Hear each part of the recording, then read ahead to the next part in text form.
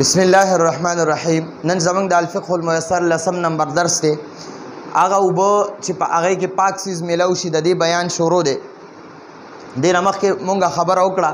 اوس دا بل درس دی. دلته کې وایي جی وای کله چې په اوبو کې یو داسې سیز ملو شي چې هغه د اوبو په شان دی بهیږي او د هغې درې صفات وي. ټیک شو جی؟ لکه د سرکې په شان. نو دغه سره به یعنی دا چې اوبو سره ملو شي نو بیا به څه کېږي هغه اوس وایو جی. و اذا واو معنا د او اذا معنا د کله اختلط و ملاو شو شیء یو سیز مائع بهیدون کې بهنے والی له د دغه بهیدون کې سیز ثلاثه درې اوصاف د صفت جمع ده.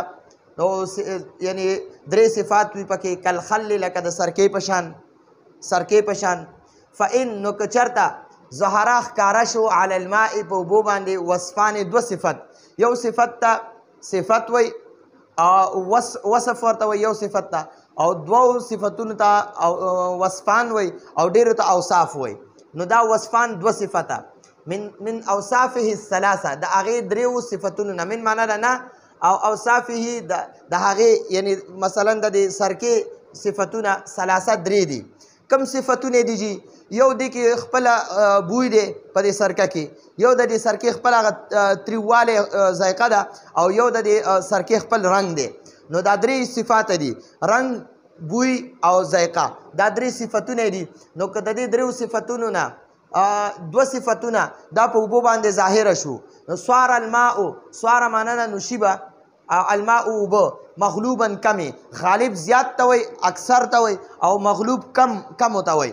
نو دا اوبه به پې کمی شي ځکه د دې سرکې یا د بل داسې یو څیز چې د هغې درې صفات وي نو د هغې دوه صفتونه پې غالب شو نو دا اوبه بیا استعمالو دا اوبه مغلوبه دي. ولا یجوز او جایز نه دي الوضوء اودس به په دې اوبو سره چې په کومو اوبو باندې چې د یو داسې مایع څیز درې صفتونه چې وي د هغې دوه صفته په دې اوبو باندې غالبه شو.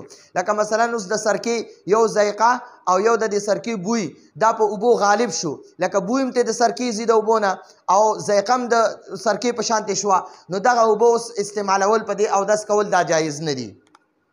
ولو واو معنا ده او لو معنا ده اگر چې که چرته اختلط و ملو شو بالماء اوبو سره شیء یو څیز مایع چې بهیدون کې وي لکه د اوبو په شان بهیږي. لا وصف له، لا وصف چې صفت نه وي پکې، چې صفت نه وي له د دقې مایع شیز کالماء د اوبو په شان، کالماء المستعمل د استعمال شوي اوبو په شان، کالماء د اوبو په شان المستعمل چې استعمال شوي وي، د هغې اوبو په شان چې استعمال شوي وي. وماء الوردة، وماء الوردة ما اوبو ته وی، و معنا ده او ما اوبو ته وی، الورده ګلاب یعنی د ګلاب اوبه. وماء الوردة د ګلاب اوبه چې د هغه ګلاب اوبه چې دي د هغې بوی هم نشته دی، ساده اوبه دي، نه یې ذایقه شته دی او نه د هغې رنګ شته دی، هم د اوبو په شانتې سپینې وي خو هغې هغه ذایقه هم ختمه شوې وي او د هغې هغه بوی هم ختم شوی وي. او مستعمل اوبه هم د عام اوبو په شانتې وي خو مستعمل اوبه هغه استعمال شوي وي او دس یا غسل وغیره کې. الذي معنا ده چې کم چې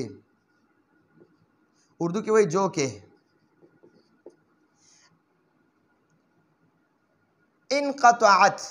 انقطع ينقطع انقطاع معنا ده ختم شوی،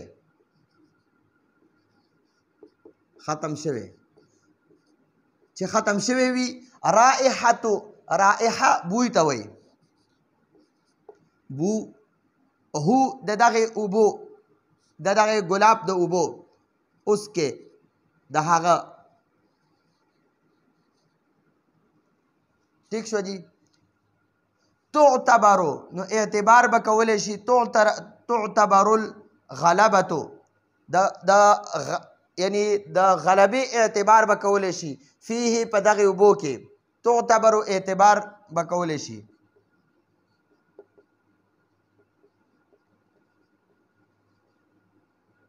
الغلبتو د غلبې د اکثریت فيه فی معنا ده میں اردو کې وای او پښتو کې موږ وایو نه او هی معنا ده د دغې د هغې. بالوزن با معنا ده سره او وزن معنا ده وزن. فا معنا ده نو او ان معنا ده اگر یا موږ وایو که چرته. اختلط و ملاو شو. رتلان رتل رتل یو ته وایي، رتلان دوو ته وایي او ارتال چې دی بیا د دې ډېرو ته وایي. رتل رتلان دوه رتله دوه رتل رتله. اوس رتل څه ته وایي جی؟ رتل چې دی که نه جی رتل یو رتل 12 اوقیه د 12 اوقیو د وزن برابر دی. یو رتل د 12 اوقیو د وزن برابر دی او 12 اوقی چې دی که نه 40 تولې دي 40 تولې. د 40 تولو د وزن عمره اوبه چې وي وزن چې وي ټیک شوه.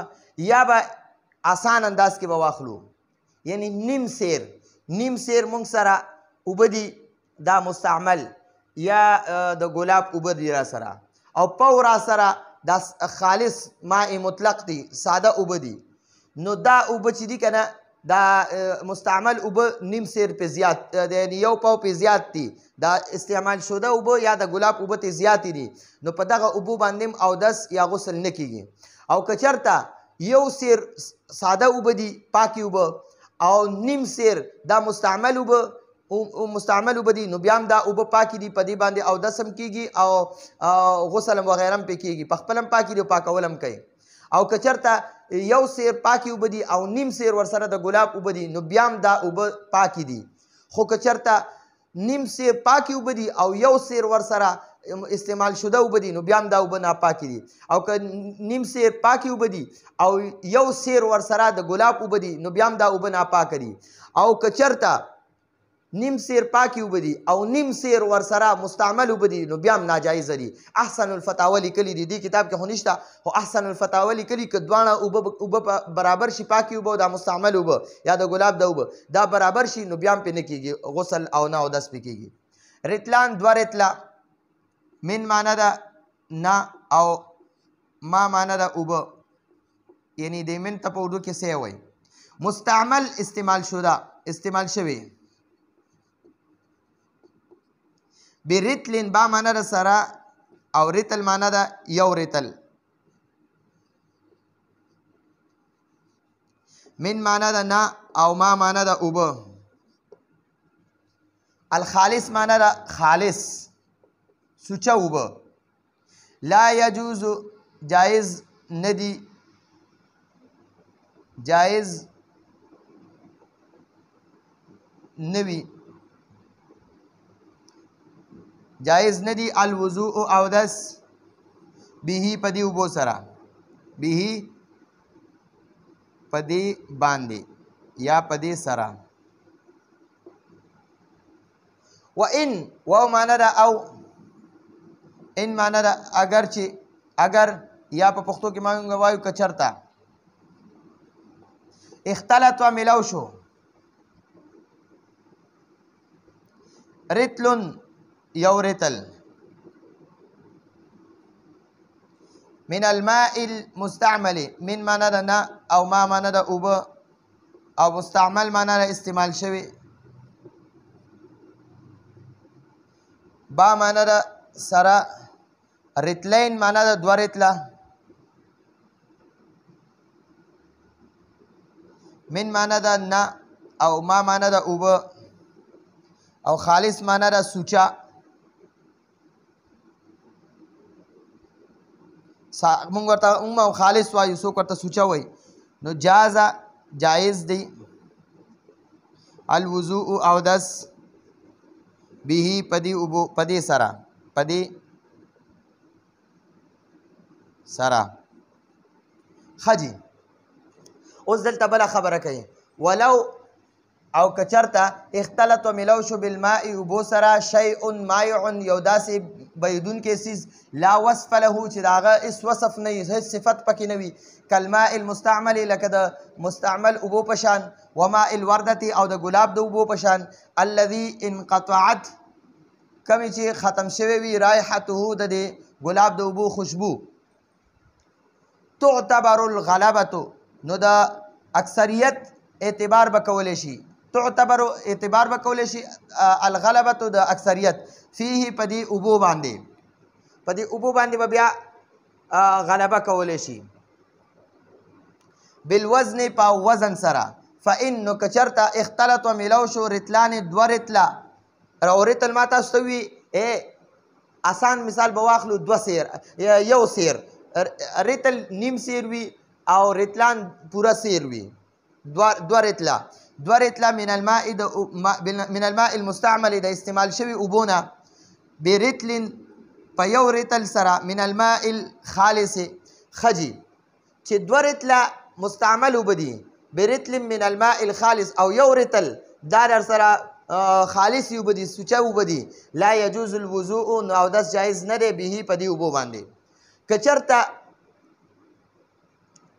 دوه رتله مستعمل اوبه یا دوه رتله د ګلاب اوبه ماء الورده که دې دواړو کې دوه یا د ماء الورده دوه سیره یعنی دوه رتله اوبه یا د ماء مستعمل دوه رتله اوبه دا دوه رتله وي او برتل من الخالص د خالص اوبو یو رتل وي نو لا يجوز الوضوء اودس جایز نه دی به په دغه اوبو باندې چې په کومو باندې دوه رتله د مستعمل اوبه دي او یو رتل خالص اوبه دي نو بیا په جایز نه دی ها وان او که چېرته اختلط و میلاو شو رتل یو رتل من الماء المستعمل د مستعمل استعمال شوي اوبونه برتلین یعنی دوه رتلو سره من الماء الخالص د خالص اوبو سوچه اوبه دوه رتله دي او مستعمل اوبه یو رتل دي نو جاز الوضوء به نو په دې اوبو باندې اودس جایز دی خجي بیا ورته وګورئ جی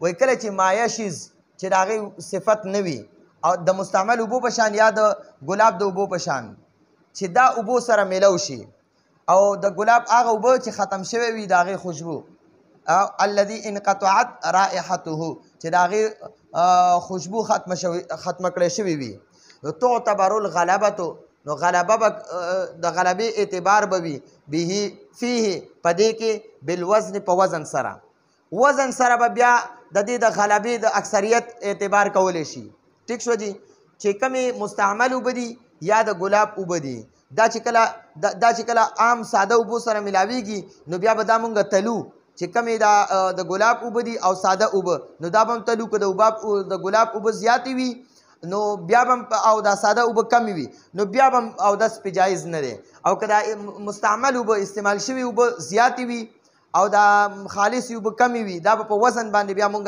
ګورو نو بیا به عموما پې بیا جایز نه دی او که چېرته دا خالص اوبه زیاتې وي او د ګلاب اوبه کمې وي نو بیا هم پې اودس جایز دی او که نه دا خالص اوبه زیاتې وي او استعمال شده اوبه کمې وي نو بیا به هم پې دغه کېږي دا اودس پې بیا جایز دی مثلا یو لوټه د ګلاب اوبه دي او دوه لوټې ساده اوبه دي نو بیا هم پې اودس جایز دی ټیک شو جي یا دوه لوټې ساده اوبه دي او یو لوټه استعمال شوي اوبه دي نو بیا هم پې اودس جایز دی او که چېرته یو لوټه خالص اوبه دي او دوه لوټې دا مستعمل اوبه دي نو بیا هم پې اودس ناجایز دی که یو لوټه دا خالص اوبه دي او دوه لوټې د ګلاب اوبه ورسره میلاو کې نو بیا هم په دغه اوبو باندې اودس نه کېږي جایز نه دی ټیک شو جي نو دا دوه شکلونه د دې اوبو بیان شو نو دا زمونږ 10 نمبر درس راتلونکي درس پورې اجازت غواړو هذا هو المرام والله اعلم بحقيقة الكلام